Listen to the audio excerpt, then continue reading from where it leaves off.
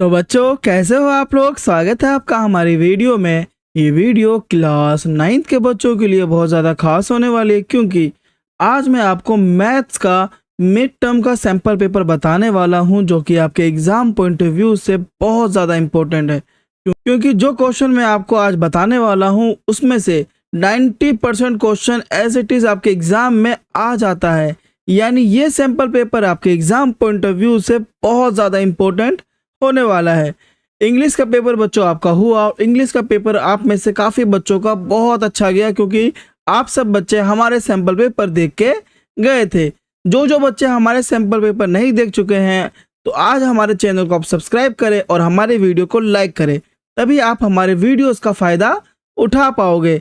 ज़्यादा time waste ना करते हुए बच्चों हम थोड़ा सा जनरल इंस्ट्रक्शन जान लेते हैं। जैसे कि आपको 3 घंटे मिलने वाले हैं, और आप में से काफ़ी बच्चों को ये 3 घंटे भी ना बहुत कम लगने वाले हैं। वहीं आपका मैक्सिमम मार्क्स यानी टोटल मार्क्स आपका होगा 80 नंबर का ये पेपर। वहीं this question paper has 5 section, 4-5 section होंगे आपके, ABCDE, ये 5 सेक्शन होंगे, जहाँ पे आपके 18 क्वेश्चन बच्चों MCQ होंगे और 2 क्वेश्चन आपका असर्शन रीजन वाला क्वेश्चन होने वाला है। सेक्शन बी में बच्चों आपके 5 क्वेश्चन होंगे जो कि 2-2 मार्क्स के होंगे। सेक्शन सी में बच्चों आपके 6 क्वेश्चन होंगे जो कि 3-3 मार्क्स के होंगे। वहीं सेक्शन डी में 4 क्वेश्चन होंगे जो कि 5-5 मार्क्स के होने वाले हैं। सेक्शन ई देखिए बच्चों, जो कि आपका होगा 3 क्वेश्चन जो कि केस स्टडी बेस्ड क्वेश्चन होगा। यही बच्चों अगर कोई पाई वाला क्वेश्चन आता है तो वहाँ पे हमें 22/7 लेना है। किसी क्वेश्चन के लिए नेगेटिव मार्किंग नहीं है, कैलकुलेट हमें बिल्कुल भी इसमें यूज़ नहीं करना है। तो ये बच्चों हमारे जनरल इंस्ट्रक्शन थे। अब सीधा ही भाई हम पेपर को स्टार्ट करते हैं, अपना टाइम बिल्कुल भी वेस्ट नहीं करेंगे। पहला क्वेश्चन है बच्चों, which of the following is irrational. बच्चों इर्रेशनल इनमें से कौन है, क्योंकि आपको पता होगा कोई भी अगर रैशनल नंबर होता है तो वो फ्रैक्शन में होता है। तो यहाँ पे बच्चों हमें 4 नंबर दे रखे हैं, इसमें से एक हमारा इर्रेशनल नंबर है। तो चलो हम बताते हैं बच्चों। तो भाई इसको हिंदी में पढ़े तो निम्नलिखित में से कौन अपरिमेय संख्या है। तो हम लिखेंगे बच्चों ऑप्शन डी हमारा अपरिमेय संख्या है। A number is irrational if it can't be written as a fraction. Option D is no terminating non repeating decimal, so it is irrational number. वहीं अगर इसको हिंदी में पढ़ते हैं, कोई संख्या अपरिमेय होती है जब उसे भिन्न यानी फ्रैक्शन के रूप में नहीं लिखा जा सकता। विकल्प डी एक अंतहीन और बिना दोहराव का दशांश है, इसलिए ये अपरिमेय संख्या है। बच्चों अगर आप इसको सॉल्व करोगे ना, तो यहाँ पे ये रिपीटिंग डेसिमल्स है, यानी ये 16 बार बार आएगा। ये 16 अगर बार बार आएगा आपका, ठीक है, यानी ये फ्रैक्शन है, फ्रैक्शन में वो नंबर दोबारा आ सकता है। वहीं अगर आप दूसरा ऑप्शन देखोगे, यहाँ पे 1416 बार बार आएगा, बार बार आएगा। तो अगर 1416 ही बार बार आ रहा है तो ये भी हमारा रिपीटिंग डेसिमल्स है, तो ये भी हमारा फ्रैक्शन होता है।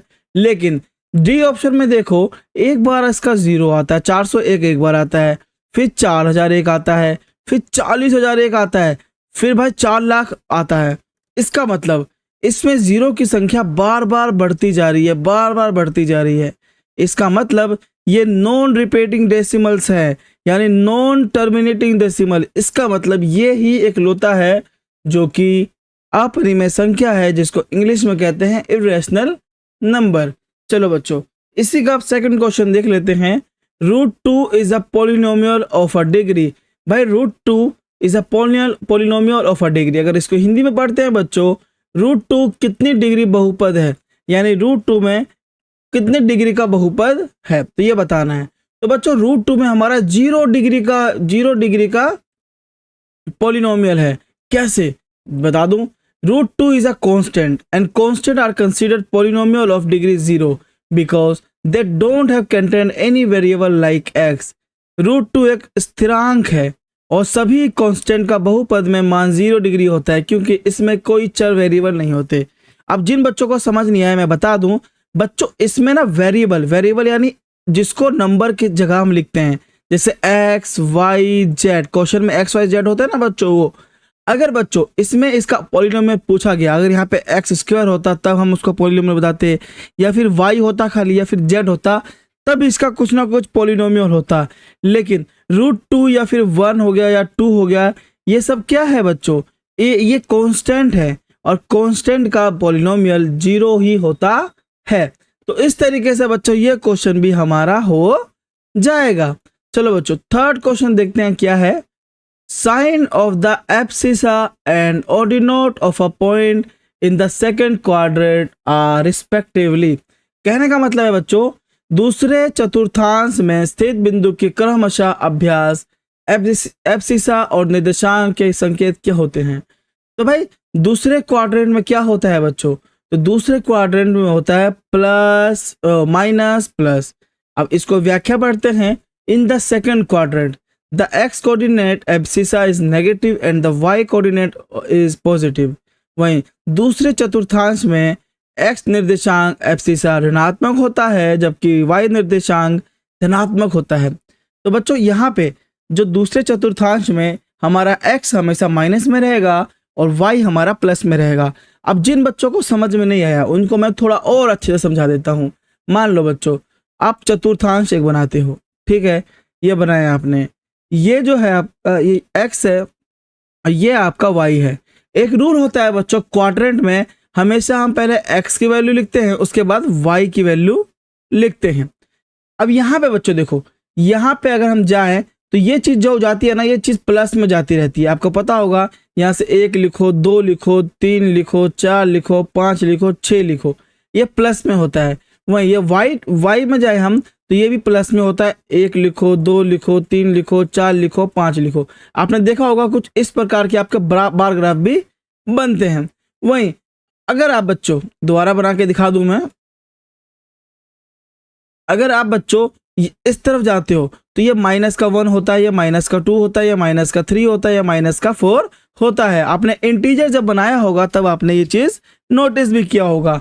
वहीं बच्चों अगर ये ऊपर का प्लस जा रहा है तो यहाँ पे नीचे का माइनस होगा, ये नीचे का माइनस हो जाएगा। चलो इतना आपको समझ में आ गया हो तो अब मैं चतुर्थांश बताता हूँ आपको, ठीक है। इस तरीके का आपका बनेगा। ये आपका पहला चतुर्थांश होता है, ये आपका दूसरा चतुर्थांश यानी सेकंड क्वाड्रेंट, ये तीसरा चतुर्थांश यानी थर्ड क्वाड्रेंट, और ये होता है लास्ट में फोर्थ क्वाड्रेंट, चौथा चतुर्थांश। अब भाई देखो यहाँ पे हमारा x भी प्लस है, तो यहाँ पे x पे हमारा प्लस आ जाएगा, और y भी हमारा यहाँ पे प्लस है, ठीक है। मैंने आपको जो बताया था कि भाई इस तरफ का ये प्लस होता है, ठीक है, ये प्लस होगा, और यहाँ ये नीचे का ये माइनस होगा, ये यहाँ पे माइनस हो जाएगा। वहीं अगर हम इस वाले सेकंड क्वाड्रेंट में आते हैं तो आपको मैंने एक और चीज बताया था कि पहले हम x का वैल्यू लिखते हैं, उसके बाद y का वैल्यू हम लिखते हैं। तो यहाँ बच्चों पहले अगर हम x का वैल्यू लिखते हैं तो यहाँ पे x तो हमारा माइनस का है, तो ये पहला हमारा माइनस हो जाएगा, और y हमारा प्लस का हो जाएगा। और नीचे आते हैं बच्चों तो यहाँ पे हमारा x भी माइनस है, y भी माइनस है, तो ये माइनस हो जाएगा और ये माइनस हो जाएगा। और चौथे क्वाड्रेंट में बच्चों जब आते हैं तो यहाँ पे हमारा x और y, यहाँ पे x हमारा क्या है प्लस में है, तो ये प्लस में आ जाएगा, और y हमारा माइनस में है। तो इस तरीके से चारों क्वाड्रेंट हमारे बन जाते हैं। क्वेश्चन में क्या बोला, दूसरे चतुर्थांश में यानी सेकंड क्वाड्रेंट में। तो सेकंड क्वाड्रेंट में क्या है बच्चों, plus and minus and plus, तो माइनस एंड प्लस हमारे सी ऑप्शन में हो जाता है। तो बच्चों इस तरीके से मैंने आपको पूरा ही कॉन्सेप्ट बता दिया। इसके बेस पे कोई भी क्वेश्चन अगर आपके एग्जाम में आते हैं तो आप बिल्कुल देख के मार देना क्वेश्चन को। इसके बाद बच्चों अगला क्वेश्चन देखते हैं जो कि आपका फोर्थ क्वेश्चन है। After rationalising the denomination of 7/3√3 - 2√2 we get the denominator as. भाई जब हमने रैशनलाइज किया नीचे वाले नंबर को तो भाई हमारा डिनोमिनेटर में क्या आया हमें ये बताना है बच्चों।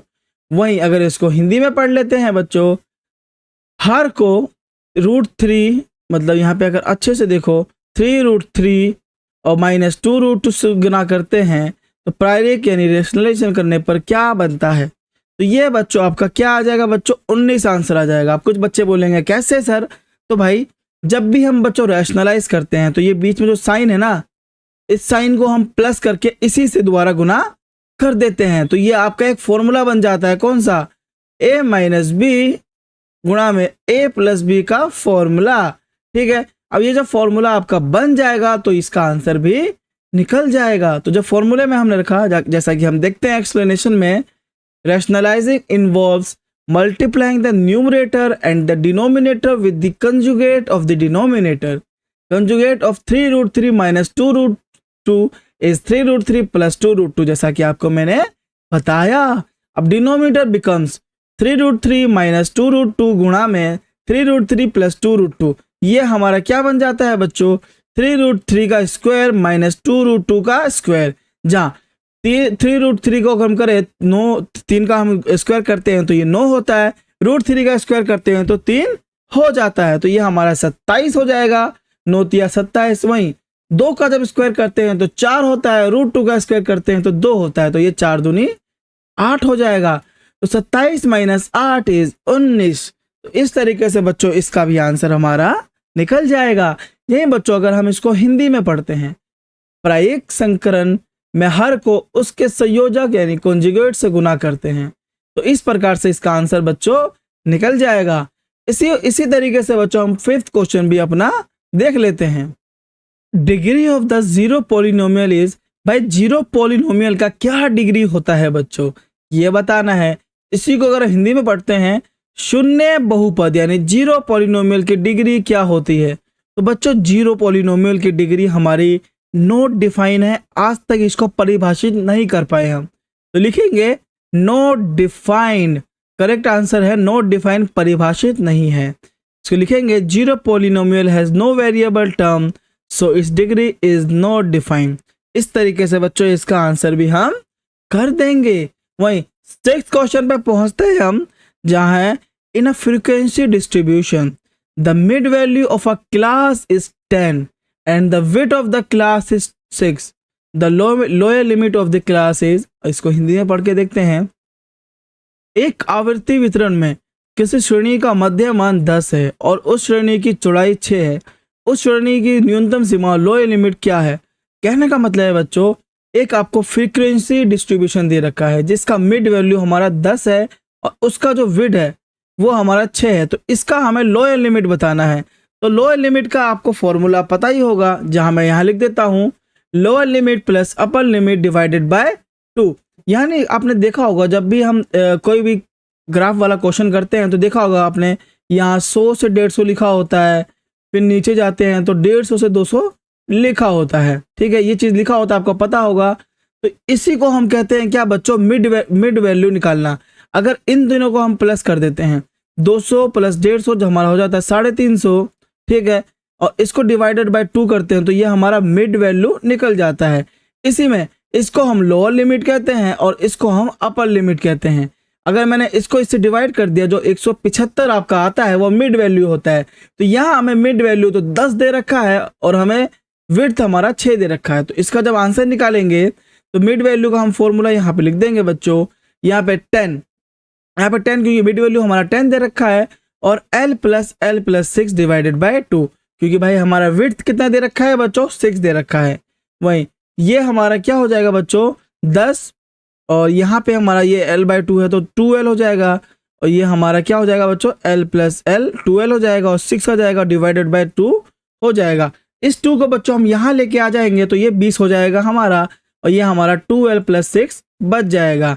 वहीं जो ये 20 है, 20 को हम यहाँ पे ला देंगे बच्चों, और ये हमारा 14 हो जाएगा। अब भाई 2L बराबर में 14 है हमारा, तो L को बच्चों हम यहाँ रखेंगे और 2 से इसको काट देंगे तो हमारा L 7 आ जाएगा। तो लोअर लिमिट बच्चों हमारा क्या आया, 7 आया। तो बी ऑप्शन बच्चों हमारा ठीक हो जाएगा। वहीं इसको हिंदी में करते हैं बच्चों, तो मध्य मान हमारा 10 दे रखा है, वहीं न्यूनतम सीमा प्लस अधिकतम सीमा हमारा कुछ नहीं दे रखा। वहीं अगर हम देखें बच्चों विड्थ हमारा 6 दे रखा है, यानी L प्लस 6 हमारा ये हो जाएगा जो कि अपर लिमिट होता है। तो इस तरीके से बच्चों हमारा ये 7 निकल के आ जाता है। तो बच्चों इस तरीके से ये क्वेश्चन भी होगा। अगर ये क्वेश्चन आपको नहीं समझ आया हो तो भाई मेरे को कमेंट करके बताना, मैं ये क्वेश्चन आपको दोबारा समझा दूंगा कॉन्सेप्ट के साथ। वहीं 7th क्वेश्चन देखते हैं बच्चों, इसी का 7th क्वेश्चन क्या बोलता है कि in the given figure given below POQ is a line the value of x। भाई POQ एक लाइन है आपको पता होगा लाइन एंगल सम लाइन का फॉर्मूला क्या होता है। एक लाइन का जो ऐसे लाइन जा रहा है यहाँ पे ये है तो इसका डिग्री क्या होगा, तो ये आपको पता है ना, ये 180 डिग्री का होता है। तो यानी यहाँ पे ये 40 डिग्री हमारा एक दे दिया है, 4x दे दिया और 3x दे दिया है, ये टोटल मिला के हमारा क्या होता है बच्चों 180 डिग्री हो जाता है। जब हम इसको इक्वेशन में डालेंगे तो हमारा कैसे आंसर निकलेगा मैं आपको बताता हूँ। तो भाई यहाँ पे देखो एंगल POQ इज 180 डिग्री, क्योंकि ये स्ट्रेट लाइन है, आप सबको पता होगा। POQ यहाँ पे आप देखो बच्चों, यहाँ पे इस तरीके से आपका बना हुआ है डायग्राम। अगर मैं आपको डायग्राम बना के दिखाऊं, डायग्राम हमारा कुछ इस प्रकार से बना हुआ है, जहाँ ये हमारा 40 डिग्री है, ये हमारा 4 है, ये हमारा 3 है। एक बार मैं फिर से देख लूँ, बिल्कुल बच्चों इस तरीके से है, यानी 40 + 4 + 3 ये हमारा 180 डिग्री हो जाता है। वहीं 4 + 3 हमारा 7x हो जाएगा, और 180 में से 40 घटा देंगे तो 140 बच जाएगा। वहीं 7x हुआ तो x की वैल्यू निकालने के लिए हम 7 को इधर भेज देंगे, और जब हम इसको काट देंगे तो ये 20 डिग्री हमारा x आ जाएगा, और हमें x का मान ही ज्ञात करना था। तो x हमारा क्या आ जाएगा बच्चों 20 डिग्री आएगा। वहीं बच्चों अगर ये एंगल पूछा जाता तो ये 20 × 4 यानी 80 डिग्री का होता, और ये एंगल पूछा जाता तो ये 60 डिग्री का हो जाता। वहीं अगर इसी को हम व्याख्या में जाए हिंदी में करें तो PO के अनुसार 4x + 40 + 3x इज 180 डिग्री, क्योंकि ये एक स्ट्रेट लाइन है, और जब इसको सॉल्व किया तो x की वैल्यू हमारी 20 डिग्री आ जाएगी। तो इस तरीके से बच्चों हम आंसर निकाल देते हैं इन क्वेश्चनों का। तो बच्चों ये क्वेश्चन भी हमारा इजी से हो जाता है, ज्योमेट्री वाला क्वेश्चन। अब हम देखते हैं बच्चों 8th क्वेश्चन क्या है। The class mark of the class 130 and 150 is. भाई आप हमसे ना क्लास मार्क पूछ रखा है, इसी को अगर हिंदी में देखें 130 से 150 श्रेणी का वर्ग चिन्ह क्या है। तो बच्चों 130 से 150 का वर्ग चिन्ह है हमारा 140। जैसा कि आपको मैंने बताया था, इन दोनों को प्लस करके 2 से हमें डिवाइड कर देना है, तो वो क्लास मार्क हमारा निकल जाता है। वहीं अगर फॉर्मूला देखें बच्चों क्लास मार्क निकालने का, upper limit plus lower limit divided by 2, 150 + 130 जो कि हमारा कितना होता है 280, जिसको हमने 2 से डिवाइड कर दिया तो 140 हमारा आंसर आ जाता है। वही हिंदी में देखें बच्चों तो हिंदी में कुछ इस प्रकार हमारा हो जाएगा। तो बच्चों अब आते हैं अपने 9th क्वेश्चन पे। 9th क्वेश्चन क्या कहता है, the value of polynomial 5x - 4x² + 3 when x is 1 is. अब भाई हमें एक पॉलिनोमियल का वैल्यू निकालना है जब x की वैल्यू 1 है। इसका मतलब आपको यहाँ पे 1 रखना है और यहाँ पे भी 1 रखना है, यानी 5 एकम 5, और भाई 1 का जब स्क्वायर करते हो आप तो 1 ही रहेगा, यानी 4 एकम 4, तो 3 और 5 8 माइनस का 4। आप बताओ इसमें क्या आंसर होगा। जो बच्चे बचा पाए, आपके पास 10 सेकंड है, जो बच्चे बता पाए उनको भाई मजा आ जाएगा, क्योंकि ये प्लस का 1 नहीं है, ये माइनस का 1 है। अगर आप ध्यान से देखोगे, क्योंकि मैंने अच्छे से क्वेश्चन अब देखा है कि माइनस का 1 है यहाँ पे, तो जल्दी जवाब दो। बिल्कुल बच्चों, जिस बच्चों ने कमेंट कर दिया उनके लिए वाह वाह, जो बच्चे नहीं कर पाए तो मैं आपको बताता हूँ। यहाँ बच्चों देखो, ये माइनस के 1 से जब हमें इसको गुणा करेंगे तो ये माइनस का 5x हो जाएगा। वहीं ये माइनस का 4x है, लेकिन जब हम x का स्क्वायर करते हैं, माइनस का 1 का स्क्वायर करते हैं, तो माइनस से माइनस आपका कट जाएगा, तो ये भी माइनस का 4 हो जाएगा, और ये प्लस का 3 हो जाएगा। तो माइनस का 4 + 5 हमारा 9 होता है, और प्लस का 3 यानी माइनस का 6 आपका आंसर हो जाएगा। तो इस तरीके से बच्चों हमारा माइनस का 6 आंसर ठीक है। इसी को जब हमने सॉल्व किया तो देखते हैं बच्चों क्या होगा हमारा सॉल्व करने पे। ये देखो, पुट x - 1, यहाँ पे 5 - 1, इस तरीके से बच्चों हमारा माइनस का 6 आंसर हो जाता है बच्चों। इस तरीके से हिंदी में भी आंसर हम लिख देंगे, जैसा कि मैंने आपको बहुत अच्छे तरीके से एक एक क्वेश्चन समझा दिया है। चलो अब अगला क्वेश्चन देखते हैं, जो कि आपका है 10th क्वेश्चन बच्चों। The angle of a triangle are in the ratio 5:3:7। The triangle is. इसी क्वेश्चन को बच्चों हम हिंदी में पढ़ते हैं। एक त्रिभुज के कोणों का अनुपात 5:3:7 है। ये त्रिभुज कैसा है। चलो बच्चों इसको हम सॉल्व करके देखते हैं। आंसर भूल जाओ बच्चों, ये आंसर आपका नहीं है, मैं आपको इसको करके बताता हूँ।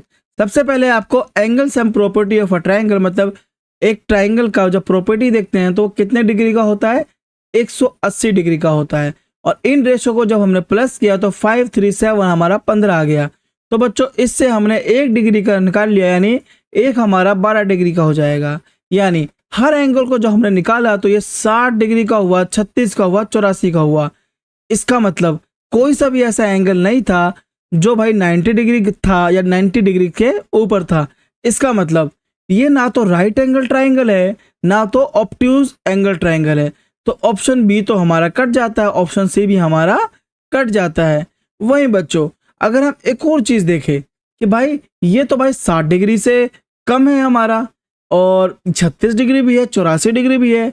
आइसोसेलेस ट्राइंगल होता तो दो ट्राइंगल यानी समद्विबाहु होता तो इसके दो एंगल ना इक्वल होते हैं। आपको पता होगा ना कि जो समद्विबाहु होता है उसके ये वाले एंगल, ये वाला एंगल इस एंगल के इक्वल होता है।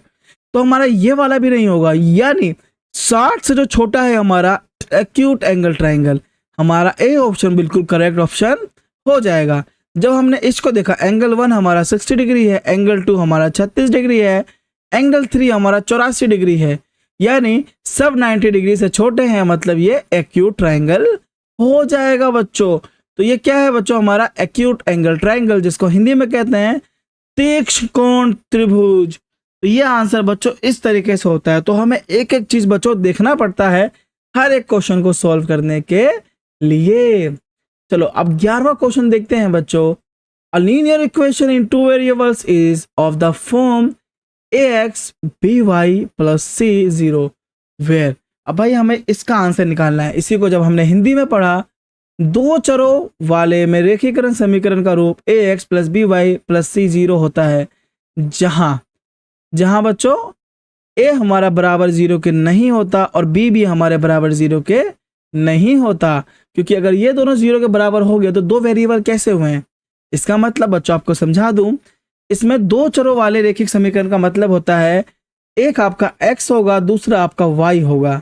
अगर यहाँ पे सिर्फ x होगा तो एक चर वाला रेखिक समीकरण हो जाता है, यानी वन वेरिएबल का हो जाता है।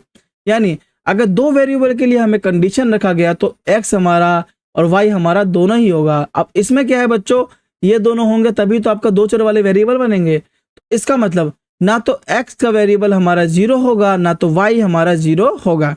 तो इस तरीके से हमने लिखा a is not equal to 0 and b is not equal to 0। तो इस तरीके से बच्चों इसका भी आंसर हो जाएगा। इसी को अगर थोड़ा सा और समझ ले तो to have both variables neither a nor b should be a 0, neither a nor b should be 0, otherwise it's not in two variables। यदि दो चर होना है तो a और b दोनों शून्य नहीं होने चाहिए। तो इस तरीके से बच्चों ये क्वेश्चन भी हमारा हो जाएगा। अगला क्वेश्चन देखते हैं बच्चों क्या है। In figure given below if OP is parallel to RS and angle OPQ, यानी angle OPQ is 110 degree and QRS यानी QRS is 130 degree, then angle PQR is equal to, यानी ये एंगल क्या इक्वल होगा। और एक चीज देखा आपने, आपका OP पैरेलल है किसके, OP पैरेलल है आपके RS की। यानी जब मैंने इसको थोड़ा सा और बढ़ा दिया तो आप नोटिस कर सकते हो बच्चों ये चीज, ठीक है। यानी ये 130 डिग्री है। समझ गया मैं आंसर। तो भाई जिस बच्चों का आंसर समझ में आ गया तो मुझे कमेंट करके बताना। कुछ इस तरीके से हमें कंस्ट्रक्शन करना होगा, फिर हम इसका आंसर निकालेंगे। तो लिखेंगे बच्चों एंगल PQR इज इक्वल में QRS minus angle POQ since lines are parallel and using the angles on transversal। ठीक है, एंगल PQR बच्चों किसके इक्वल होगा, एंगल PQR हमारे किसके इक्वल होगा, QRS माइनस में एंगल POQ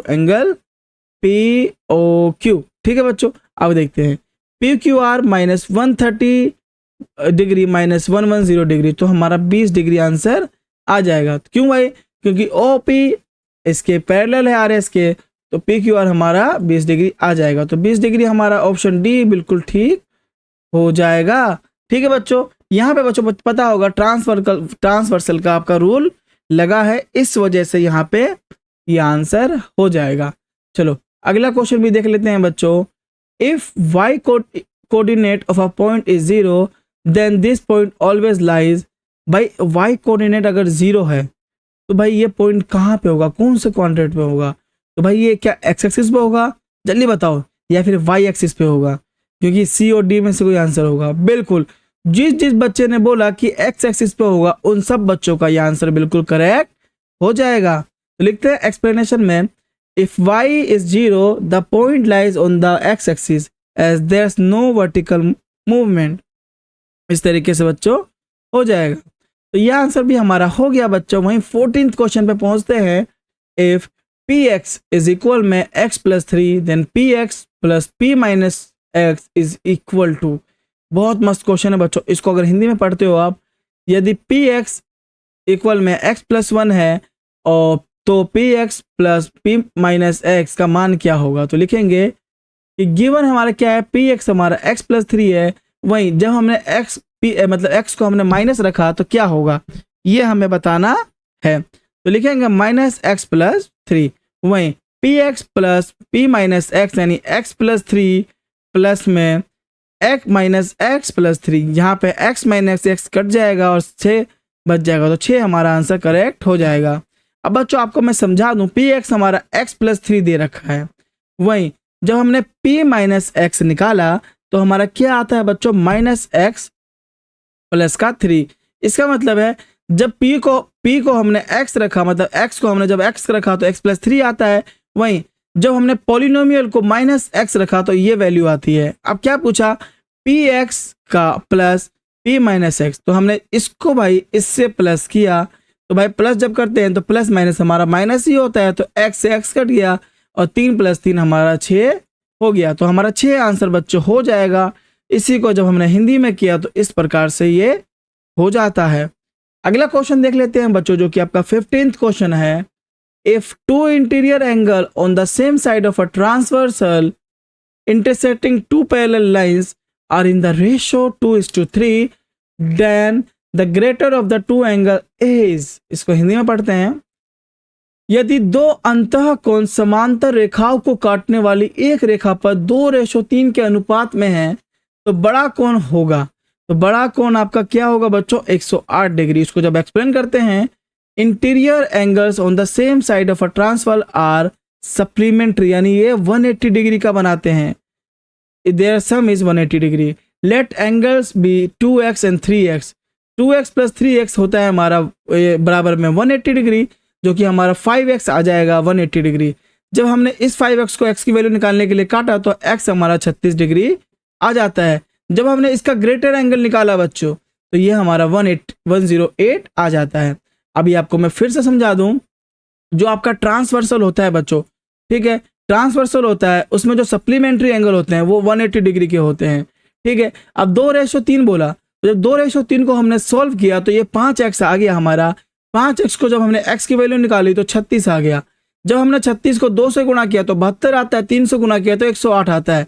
और हमें बड़ा कोण बोला तो बड़ा कोण हमारा क्या होगा, 108 डिग्री का होगा। तो बच्चों इसी तरीके से हम इसको हिंदी में लिख देंगे कि इन्हें पूरक कोण होते हैं, योग हमारा 180 डिग्री का हो जाता है। वहीं बच्चों 16वां क्वेश्चन देखते हैं। The linear equation 3x minus Y is equal में x minus has dash solution. कितने सॉल्यूशन होते हैं इसी को अगर हिंदी में देखें, रेखीय समीकरण 3x minus Y is equal में x माइनस 1 में कितने हल हैं? तो बच्चों ये एक यूनिक सॉल्यूशन है, ये ध्यान रखना, इसका सिर्फ एक ही सॉल्यूशन होगा, इस बात का आपको ध्यान देना है। क्योंकि जब हमने 3x को इधर, x को हमने इधर भेजा तो हमारा क्या हो जाएगा, ये 2x हो जाएगा। तो 2x minus Y is equal में -1 ही रहेगा। ठीक है बच्चों, इसका हम एक्सप्लेनेशन देखते हैं। In two variables if equation are not the same और parallel we get only one solution when simplified x और y हैव फिक्स्ड वैल्यूज। यदि रेखिक समीकरण एक ही नहीं है तो समांतर नहीं है, वो केवल एक ही हल होता है।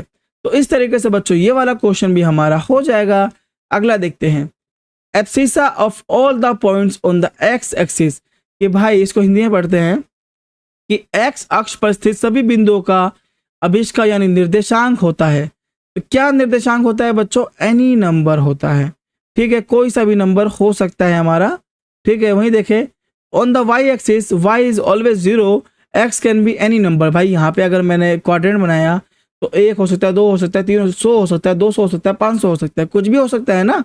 वहीं वाई हमारा जीरो रहेगा तो कोई सा भी नंबर हमारा हो सकता है एब्सिसा। चलो भाई, इसको अगर हिंदी में देखोगे तो इस प्रकार से आपका हो जाएगा। वहीं बच्चों अगला क्वेश्चन है जो कि लास्ट क्वेश्चन है आपका एमसीक्यू में। इसके बाद हम असर्शन रीजन वाले क्वेश्चन देखने वाले हैं। 2√3 + √3 इज इक्वल में बताओ बच्चों क्या हो सकता है इसका आंसर? तो इसका आंसर होगा 3√3। इसी को अगर हम देखें सॉल्व कि 2√3 + 3√3 का मान क्या होगा, तो 3√3 होगा, क्योंकि 2√3 + √3 यानी 1 प्लस हो जाता है और इसी को हम 3√3 कह देते हैं। ठीक है बच्चों, यहाँ से ये वाला क्वेश्चन भी आपका हो गया। अगला क्वेश्चन देखते हैं बच्चों, क्या है हमारा कि 0.329 इज अ टर्मिनेटिंग डेसिमल। बिल्कुल भाई, टर्मिनेटिंग डेसिमल है। A decimal in which a digit और a set of digits is repeated periodically is called a repeating और रेकरिंग डेसिमल।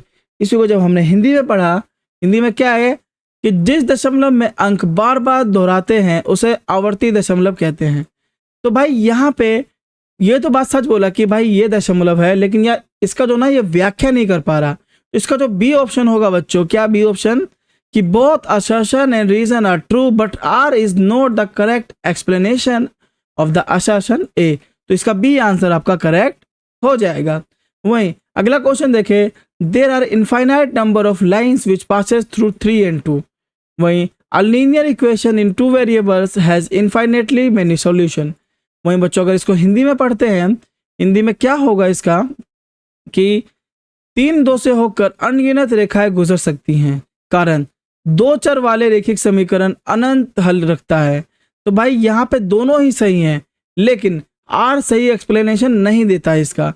तो इसका भी बी ऑप्शन आपका बिल्कुल करेक्ट हो जाएगा। जब हमने इसको एक व्याख्या किया, a single point like 3 and 2 can have many lines passing through it, but R is true its own context about solution of equation, but it doesn't explain why infinite lines passes through 3 and 2। इस तरीके से बच्चों ये question भी हमारा हो जाएगा। 2 और 3 के बीच एक परिमेय संख्या और एक अपरिमेय संख्या प्रविष्ट कीजिए। इसी को अगर हम हिंदी में पढ़ते हैं, हिंदी में क्या होगा बच्चों, insert a rational number and an irrational number between 2 and 3। वहीं इसका और पार्ट देखें बच्चों, जो कि है 0.1 और 0.11 के बीच 2 परिमेय संख्या प्रविष्ट कीजिए। वहीं इसमें देखें insert 2 rational numbers between 0.1 and 0.11।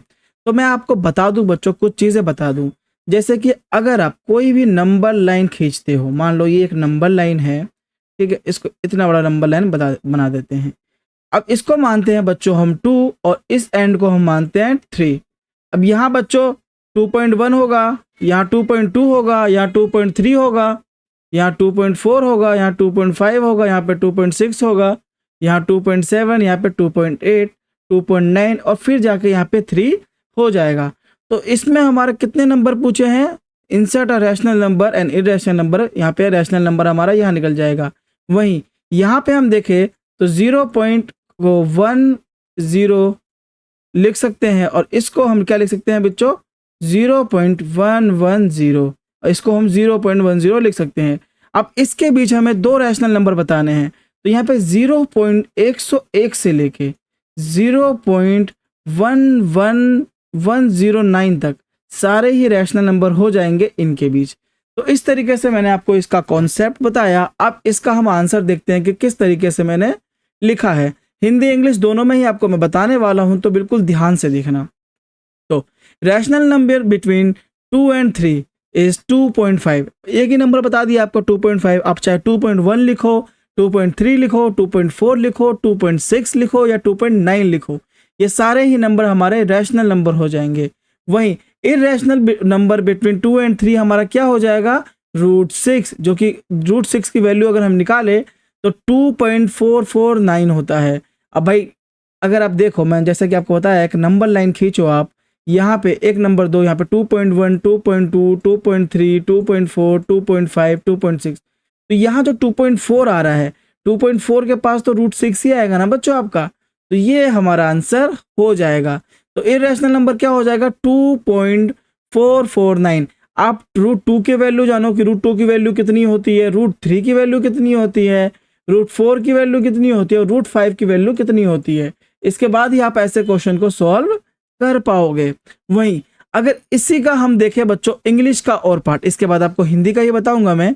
देखेंगे 2 रैशनल नंबर बिटवीन 0.1 एंड 0.11, तो क्या लिख देंगे बच्चों, जैसा कि आपको मैंने बताया, यहाँ पे हो जाएगा क्या 0.110 और यहाँ पे आपका हो जाएगा 0.110 और यहाँ पे 0.00 हो जाएगा, क्योंकि यहाँ पे 0.1 था। तो यहाँ पे यहाँ पे देखो 0.101 भी हमारा हो जाएगा, 0.102 भी हो जाएगा और ऐसे करके 0.109 तक जाएगा।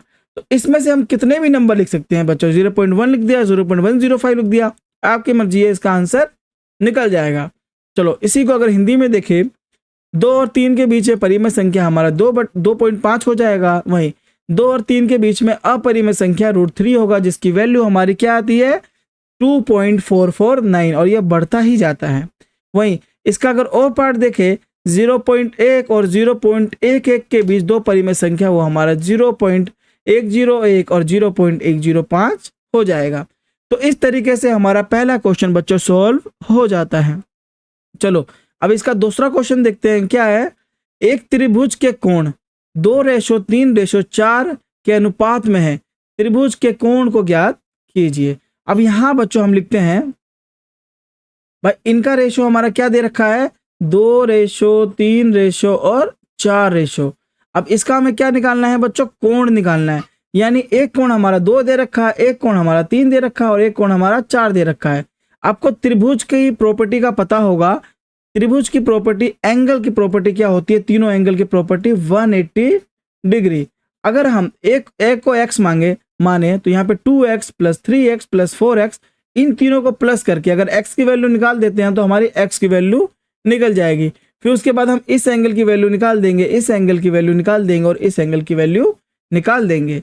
इसी को अगर हम इंग्लिश में पढ़ते हैं बच्चों, the angles of a triangle are in the ratio of 2:3:4, find the angle of the triangle. वही बोला है बच्चों कि अगर इसके तीनों एंगल इस रेशो में है तो इस ट्राइंगल का एंगल क्या होगा। चलो अब इसका आंसर हम पहले इंग्लिश में देखेंगे, फिर हिंदी में देख लेंगे। तो लिखेंगे, let angles to be 2x, 3x and 4x, sum of angle in the triangle is 180 degree. तो 2x + 3x + 4x 180 डिग्री हमारा आ जाएगा। वहीं 9x बराबर में 180 डिग्री, तो एक x की वैल्यू हमारी 20 आ जाएगी।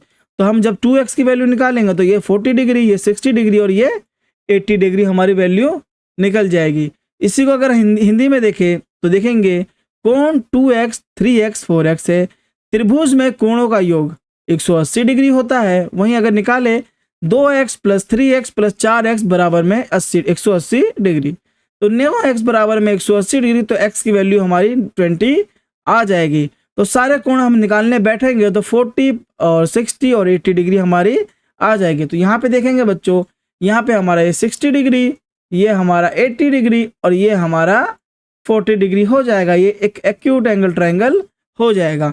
चलो अब इसी का हम थोड़ा सा और एक्सप्लेनेशन समझ जाएं, जैसे we use the angle sum property of a triangle, और इसी को हिंदी में देखें तो त्रिभुज के तीनों कोणों का योग 180 होता है।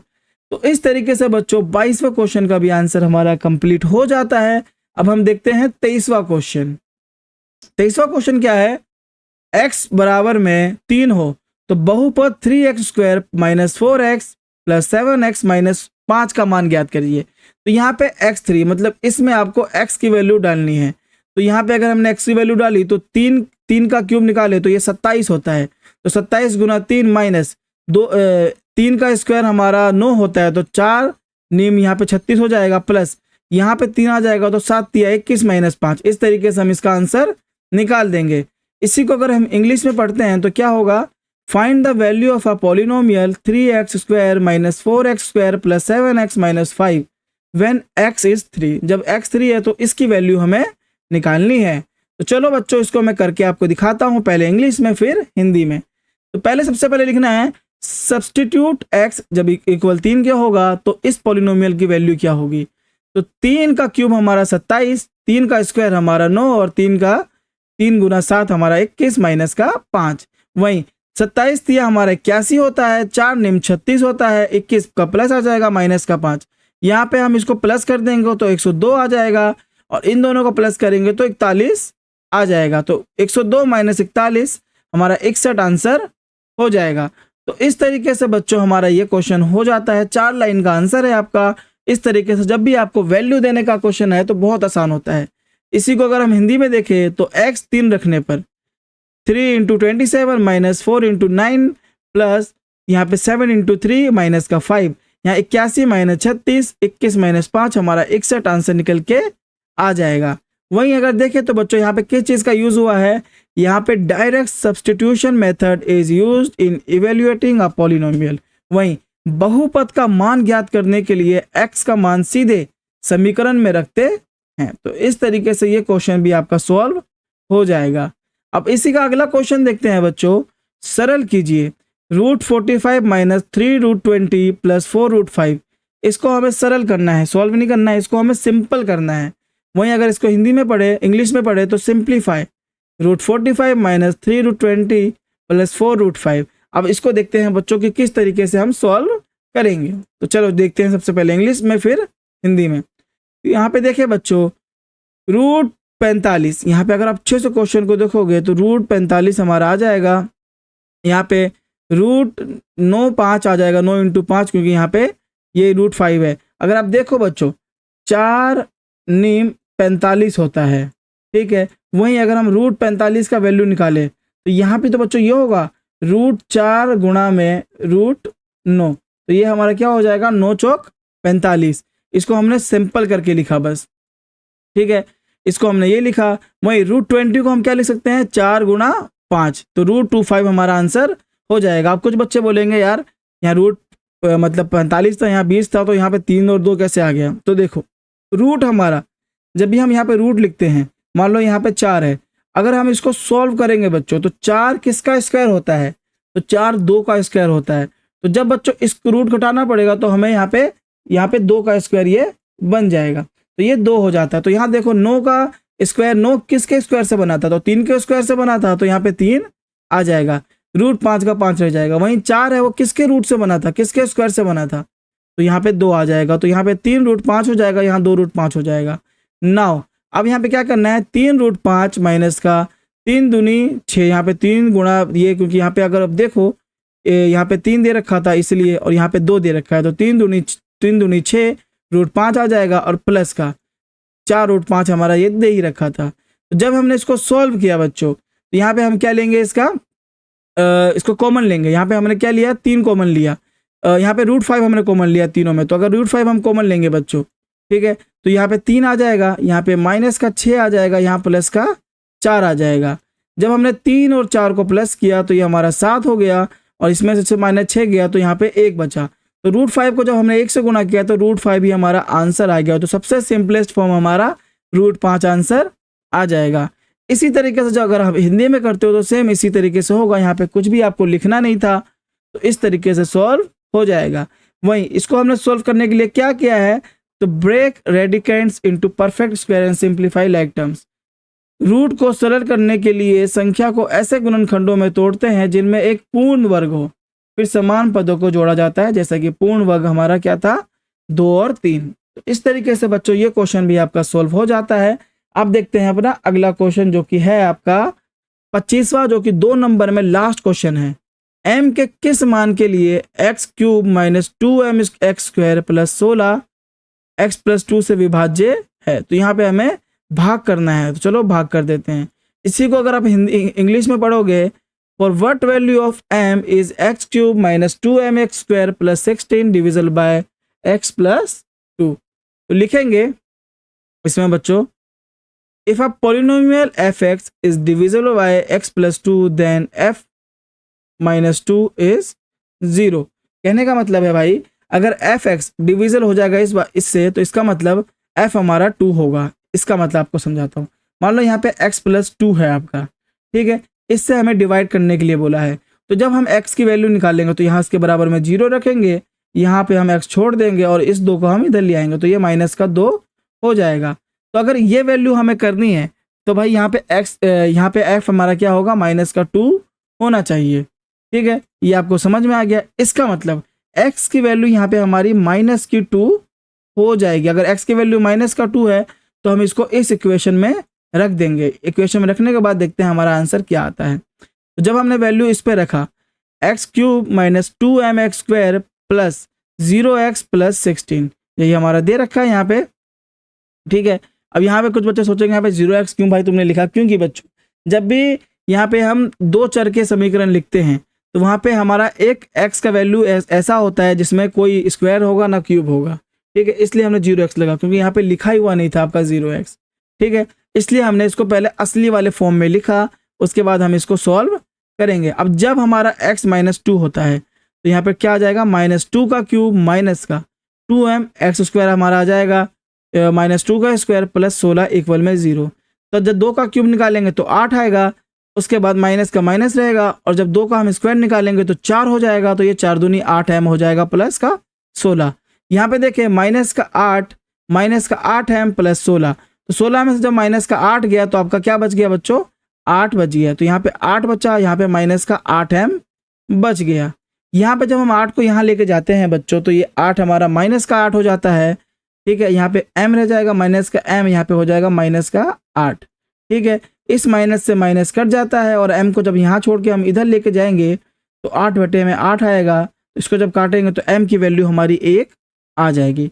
तो इस तरीके से बच्चों ये क्वेश्चन भी आपका सॉल्व हो जाएगा। बहुत इजी क्वेश्चन था, मैं समझ गया, आपको समझ में भी ये क्वेश्चन आ गया होगा। इसी को अगर आप हिंदी में देखोगे, x + 2 से विभाज्य हो, मतलब x = -2 रखने पर मान 0 होना चाहिए। तो इस तरीके से बच्चों ये आंसर हमारा कंप्लीट हो जाएगा। हिंदी में भी कुछ इस तरीके से ही सॉल्व करना है। एक्सप्लेनेशन में देखिए, we use remainder theorem, if x + a divides fx then f - a is 0। ठीक है, यदि बहुपद x + a से विभाज्य हो तो f - a 0 होता है। ये शेषक प्रमेय है। तो इस तरीके से बच्चों हमारे 2 नंबर के सारे क्वेश्चन सॉल्व हो गए हैं। अब हम 3 नंबर के क्वेश्चन पे आ जाते हैं। पहला क्वेश्चन है खंड सी का, यानी सेक्शन सी का गुणनखंडन कीजिए, x² + 9x + 18। अब इसी को अगर हम हिंदी में देखें और पार्ट का देखें, उपयुक्त सर्व समीकरण का उपयोग करते हुए 101 × 102 का मान ज्ञात कीजिए। तो ये 2 क्वेश्चन हमें करने हैं बच्चों। इसी को अगर हम इंग्लिश में पढ़े तो क्या होगा, factorise x³ + 9x + 18 using suitable identity. मतलब एक सुटेबल आइडेंटिटी यूज करके हमें ये क्वेश्चन को सॉल्व करना है। तो चलो बच्चों इन दोनों को ही सॉल्व हम कर देते हैं, पहले इंग्लिश में फिर हिंदी में। तो चलो, पहला है बच्चों फैक्टराइज x² + 9x + 18। तो लिखेंगे बच्चों x² + 9x प्लस को गुणनखंड कीजिए। इसी को मैंने हिंदी में लिख दिया है। अब इसका आंसर देखते हैं। तो यहाँ लिखेंगे x² + 9x + 18। ठीक है, ये हमारा क्वेश्चन दे रखा था। इसी को जब हमने क्या किया बच्चों, मिडल टर्म स्प्लिटिंग, आपने इसका नाम सुना होगा, मिडल टर्म स्प्लिटिंग हमने किया। तो भाई यहाँ पे 9x को जब हम मिडल टर्म स्प्लिटिंग करेंगे, सबसे पहले बच्चों आप ना इसको इससे गुना करोगे, x² को आप 18 से गुना करोगे तो ये 18 आएगा। 18 का आप गुणनखंड करो तो भाई 1 × 18 हो सकता है, यहाँ पे 2 × 18 हो सकता है, और 3 × 6 = 18 हो सकता है, 4 से नहीं होगा, 5 से नहीं होगा, 6 × 3 = 18 हो सकता है। ठीक है, 6 × 3 = 18 हो गया। उसके बाद 9 × 2 = 18 हो सकता है। ठीक है, ये सारी चीज़ें हो सकती हैं हमारी। तो यहाँ पे हमें देखना है बच्चों, इसमें जब हमने इसको इससे गुणनखंड किया तो ऐसी वैल्यू जो बीच में 9 बनाए, तो हम 1 + 8 करें तो ये भी 9 बना रहा है, लेकिन ये 1 + 18 है तो ये तो नहीं बना रहा भाई। 2 + 9 करें तो ये 11 बना रहा है, लेकिन 3 + 6 करेंगे तो ये हमारा 9 बना रहा है। तो हम इसको स्प्लिट कर देंगे 2 पार्टों में। तो जब हमने स्प्लिट किया तो x² + 6x प्लस 3x, हमने 9x को दो पार्टों में स्प्लिट कर दिया, प्लस का 18। अब इसमें हम कॉमन लेंगे, इसमें हमने x को कॉमन लिया, इसमें हमने 3 को कॉमन लिया, तो x को जब कॉमन लिया तो यहाँ पे एक x बच गया, प्लस का 6 बच गया। वहीं जब हमने यहाँ पे 3 कॉमन लिया तो यहाँ पे एक x बचा, यहाँ पे 6 बच गया। तो ये हमारा क्या हो जाएगा बच्चों, x plus 6 plus x plus 6 आपका बच जाएगा, और x प्लस 3 बच जाएगा, यहाँ पे 3 भी था ना, यहाँ पे x प्लस 3 ये बच जाएगा, और यहाँ पे x प्लस 6 ये बच जाएगा। तो यहाँ से ये चीज़ सॉल्व हो जाता है। अब यहाँ पे देखें हिंदी में उत्तर लिखिए तो ये चीज़ आ जाएगी। अब इसी को जब आंसर निकालोगे, क्योंकि हमें बस फैक्टराइज करना था, यानी ये चीज़ ही हमें निकालना था। अगर इसको आप और निकालोगे आंसर, तो यहाँ पे x की वैल्यू हमारी -3 आएगी, और -6 हमारी वैल्यू आ जाएगी किस चीज़ की, x की वैल्यू, क्योंकि जब हम इनको 0 के इक्वल रखते हैं तो इस तरीके से इसकी वैल्यू आ जाती है। इसी को बच्चों अगर और पार्ट था उसको देख लेते हैं। लेट 101 इक्वल में 100 प्लस 1 एंड 102 इक्वल में 100 प्लस 2। तो a plus B plus A plus C, मतलब यहाँ पे a हमारा कॉमन होना चाहिए और b और c हमारे अलग हो सकते हैं। तो a square plus a into B plus C plus का बी सी, ये आपका फॉर्मूला होता है। इस फॉर्मूले को आप याद कर लेना, ये जो आपका फॉर्मूला है इसको आप अच्छे से याद कर लो। तो भाई इस फॉर्मूले में जब हमने रखा है इसको, तो यहाँ पे क्या हो जाएगा बच्चों, 100 प्लस 1 गुणा में 100 प्लस 2। यहाँ पे जब हमने लिखा तो यहाँ पे x स्क्वायर में 100 का स्क्वायर आ गया हमारा, वहीं 100 गुणा में हमारा 1 प्लस 2 आ गया, वहीं पे 1 गुणा में 2 के हो गया। तो 100 का स्क्वायर हमारा क्या होगा बच्चों, यहाँ पे 1 का 1 रह जाएगा, और यहाँ पे 4 जीरो आ जाएगा। वहीं 2 प्लस 1 3 होता है, 3 गुणा 100 हमारा 300 होता है, और 1 गुणा 2 2 होता है। जब हमने इसको प्लस किया तो ये हमारा आ गया 10,302। बहुत ईजी क्वेश्चन है, अगर हम आइडेंटिटी यूज करके करते हैं तो बहुत ईजी क्वेश्चन ये हो जाते हैं।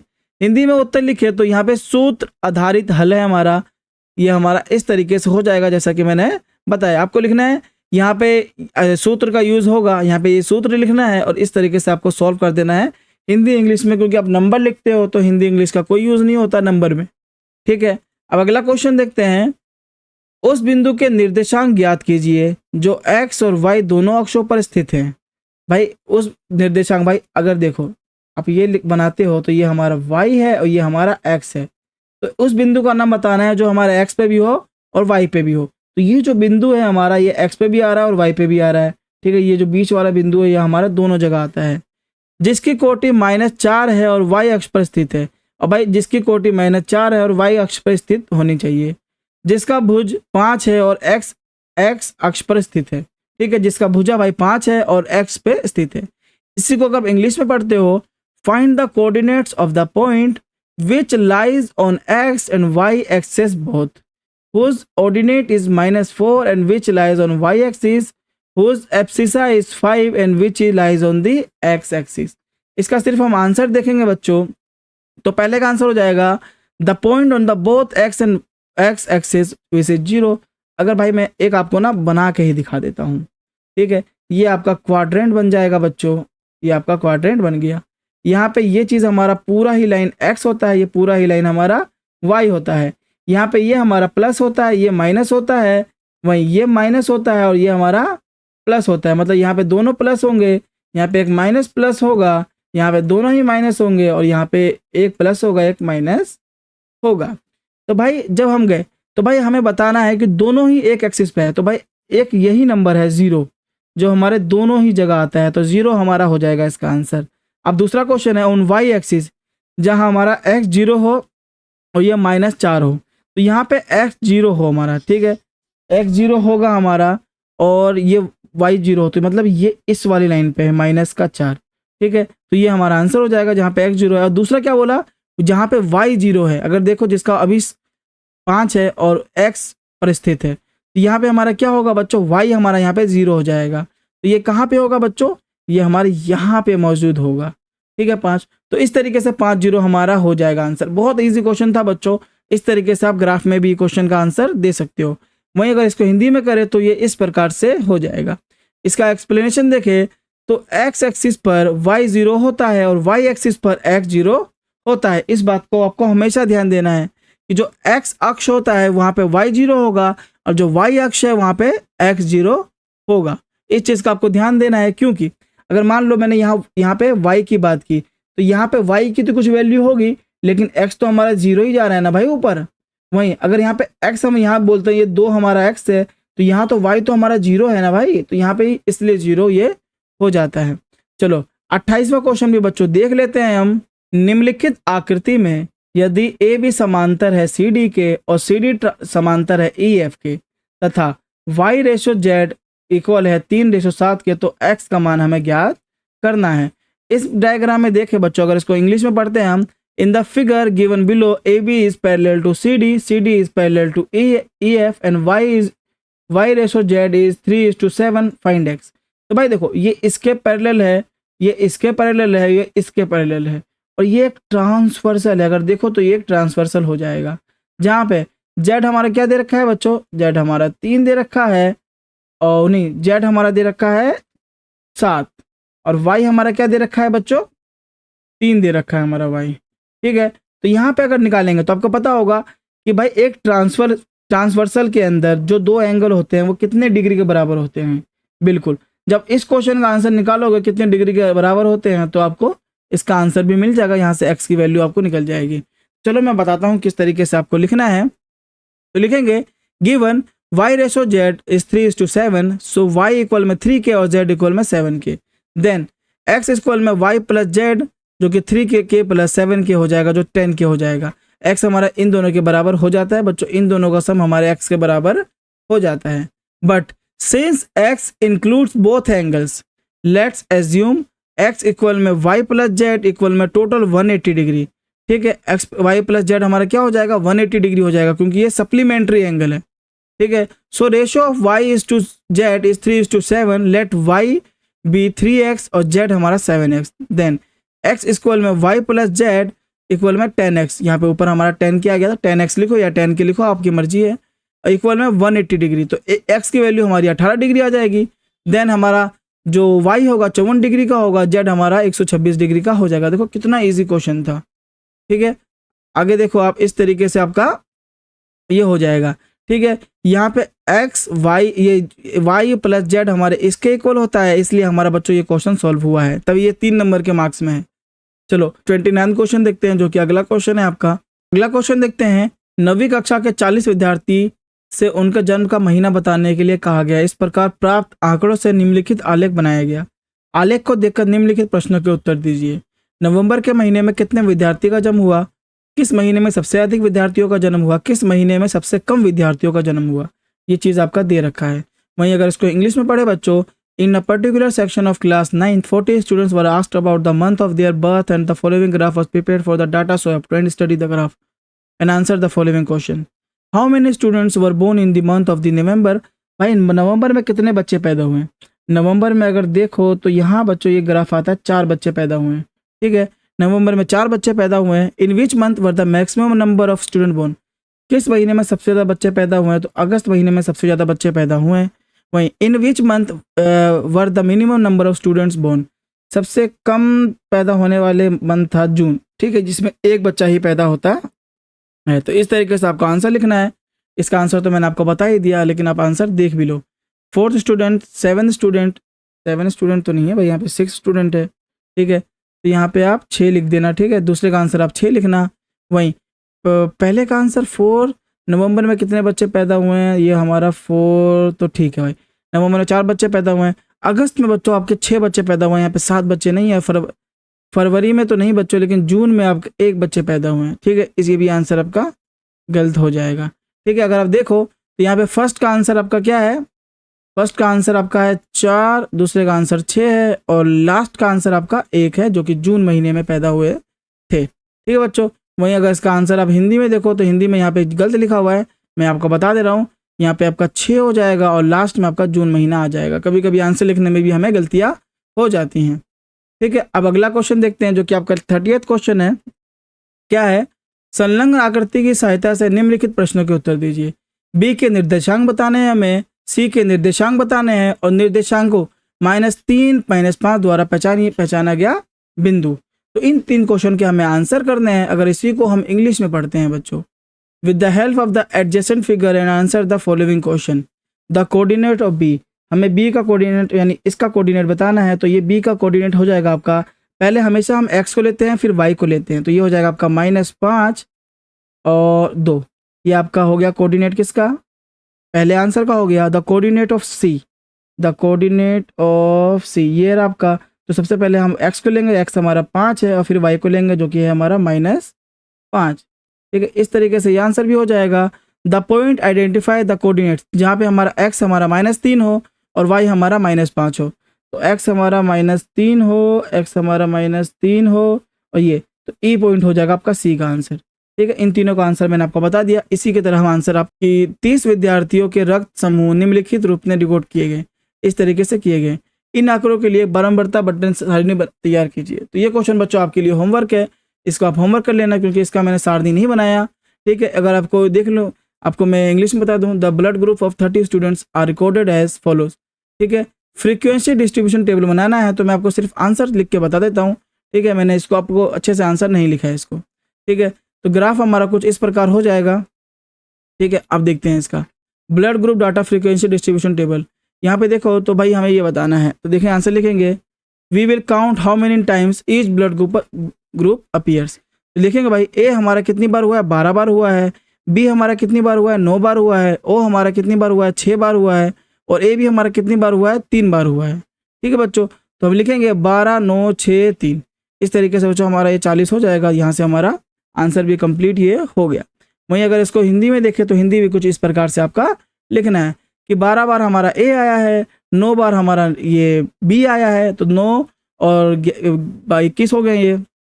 ठीक है, तो इस तरीके से हो जाएगा, आपको लिख देना है। जैसे कि ए देखें 1 2 3 4 5 6 7 8 9 10 11। ठीक है, 1 2 3 4 5 6 7 8 9 10 11। तो बच्चों ये 11 बार आया है, शायद ए बी भी ले लिया तो ये हमारा 11 बार आया है। बी हमारा देख लेते हैं अब। ठीक है, ए हमारा कितनी बार आया बच्चों, 11 बार आ चुका है। अब बी देखते हैं 1 2 3 4 5 6 7 8। तो हमारा बी कितनी बार आया है, 8 बार आया है। फिर से गिनते हैं 1 2 3 4 5 6 7 8। ठीक है, ये हमारा 8 बार आ गया, तो मतलब एक हमारा 11 बार आया है और बी हमारा 8 बार आया है। वहीं ओ देखते हैं बच्चों 1 2 3 4 5 6 और ओ हमारा 6 बार आया है। ठीक है, और लास्ट का बच्चों हमारा क्या है, ए बी देखते हैं बच्चों। तो 11 8 6 लिखेंगे, 11 8 6। अब ए बी गिनते हैं 1 2 3 4 5। ये हमारा कितनी बार आ गया बच्चों, 5 बार आ गया।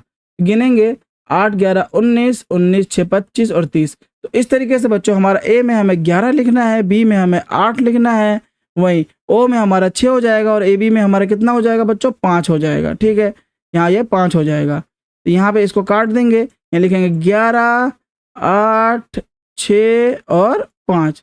इस तरीके से बच्चों आपका फ्रीक्वेंसी डिस्ट्रीब्यूशन टेबल बन जाता है। ठीक है, ग्राफ वाले क्वेश्चन में आपको मैंने पहले ही बताया था कि थोड़ी बहुत गलतियां हो जाती हैं, लेकिन इसके बाद कोई गलतियां नहीं होगी क्योंकि हम 4-5 बार इसको चेक करके देंगे। तो बच्चों ये थी हमारी आज की वीडियो। जहां मैंने आपको सेक्शन बी और सेक्शन सी अच्छे से समझाया और सारे कॉन्सेप्ट बता दिए। जिनके आंसर गलत भी लिखे हुए थे उन सब के आंसर को मैंने आपको अच्छे से समझाया और बताया। अगर ये वीडियो आपको अच्छी लगी हो तो वीडियो को लाइक करना और कमेंट करके बताना कि आपको पार्ट 3 की वीडियो कब चाहिए, क्योंकि इसके बाद वाली वीडियो में मैं आपको सेक्शन डी और सेक्शन ई बताने वाला हूं जो कि आपके एग्जाम के लिए बहुत इंपॉर्टेंट होने वाली है। तब तक के लिए बच्चों अपना ख्याल रखना और हमारे चैनल को सब्सक्राइब कर देना।